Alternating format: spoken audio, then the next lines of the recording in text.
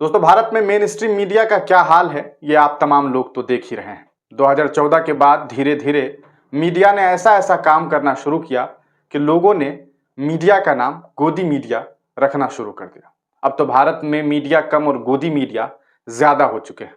वजह साफ है, क्योंकि मीडिया अब अपना काम भूल गई है। मीडिया वो काम भूल गई है जिस काम के लिए मीडिया असल में थी। मीडिया का काम था देश की डेमोक्रेसी को बचाना।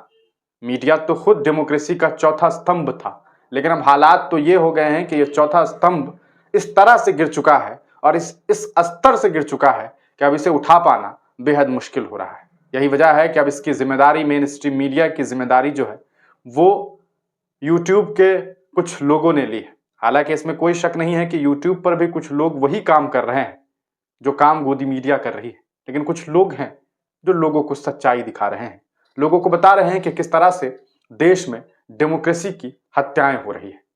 आप तमाम लोग जानते हैं कि पिछले दिनों इलेक्टोरल बॉन्ड को लेकर के एक जानकारी प्रकाशित की गई एसबीआई बैंक के द्वारा, जिसके बाद इस बात का खुलासा हो गया कि किसने कितना चंदा लिया, किसको कहां से कितना चंदा मिला। हालात तो ये हुए दोस्तों कि जिस कंपनी की हैसियत 5 करोड़ रुपए की नहीं थी, उस कंपनी ने 50 करोड़ रुपए भारतीय जनता पार्टी के झोली में भर दिए। आखिर ये सब कैसे हुआ, ये सोचने वाली बात है। जिसके यहाँ ईडी ने, आईटी ने, सीबीआई ने छापेमारी की, उसने अगले 2, 4, 5, 10 दिनों में भारतीय जनता पार्टी को चंदा दे दिया। इस तरह की कई सारी इस तरह की खबरें सामने आई, लेकिन मीडिया ने इसे उस तरीके से नहीं दिखाई।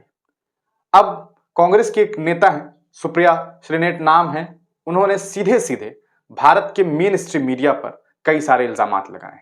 उस मेन स्ट्रीम मीडिया में सबसे जो बड़ी बात है वो है कि अखबारों ने, जो बड़ी बड़ी अखबार है इस भारत की, उसने एडवर्टीजमेंट लेने से इनकार कर दिया। ये तो और भी अलग लेवल की बात है कि अखबार ने पैसा लेकर के एडवर्टीजमेंट लगाने से इनकार कर दिया। क्यों भैया?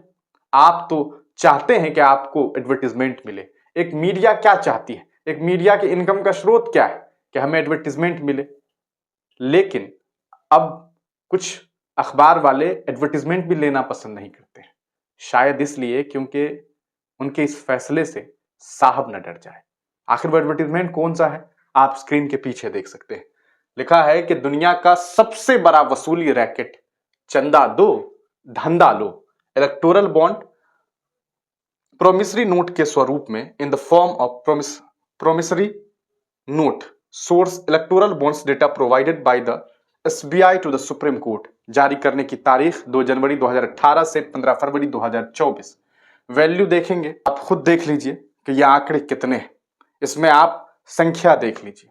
अरबों रुपया भारतीय जनता पार्टी ने चंदा के नाम पे लिया है। पूरा मामला क्या है, सुनिए सुप्रिया श्रीनेट क्या कुछ कह रही है। जो गोरख धंधा Bharatiya Janata party electoral bond के माध्यम से चला रही थी, चंदा दो धंधा लो और वसूली रैकेट, ईडी सीबीआई की इनकम टैक्स की रेट होगी और इधर जो है भाजपा को चंदा देकर मामला शांत किया जाएगा, उसकी कलई खुल चुकी है। अब सारे तथ्य सामने आ गए, किसने किसको कितना दिया, कब दिया, वो लगातार सामने आता जा रहा है। सवाल तो खैर एसबीआई पर भी उठ रहे हैं कि उन्होंने ऐसा करने से पहले मना क्यों किया, और क्योंकि सारा ब्यौरा उनके पास तैयार रखा था। एक ये ऐड था, एक ये विज्ञापन था जिसमें हम 8,252 करोड़ का चंदा जो भारतीय जनता पार्टी को मिला है उसको पेपर में छपवाना चाहते थे। इसको छपवाने के लिए हमने नीचे अपना नाम भी दिया, सारा ब्यौरा दिया कि चंदा दो धंधा लो चल रहा था। इस विज्ञापन को छापने से मुख्य जो अखबार थे उन्होंने मना कर दिया।